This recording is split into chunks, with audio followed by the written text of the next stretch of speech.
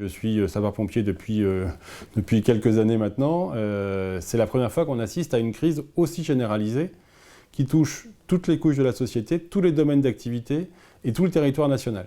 D'habitude, on a des crises qui sont limitées territorialement et puis généralement dans des domaines qui peuvent être soit pour nous des inondations, soit des gros incendies comme à Lubrizol, mais on reste sur des territoires concentrés.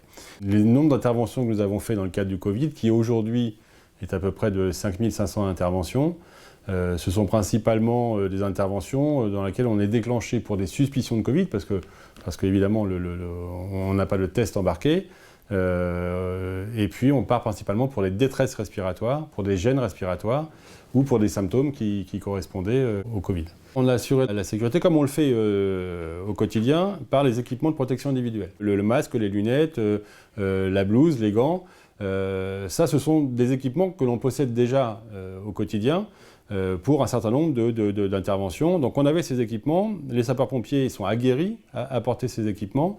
Avec la crise du Covid, la difficulté c'est que le centre 15 a été complètement submergé et qu'il a fallu qu'on adapte nos réponses opérationnelles à la fois en coordination avec le 15, mais aussi dans une certaine autonomie. Dans toutes les crises, il y a des opportunités qu'il faut savoir saisir.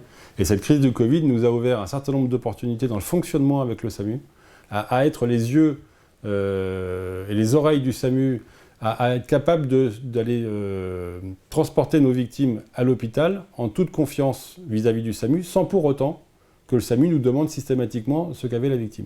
Ça, ce sont des choses que le monde sapeur-pompier évoque depuis des années. Cette crise du Covid a montré qu'on était capable de le faire, a montré que le SAMU était capable de l'intégrer. On a montré un certain nombre d'organisations nouvelles qu'il faut absolument valoriser.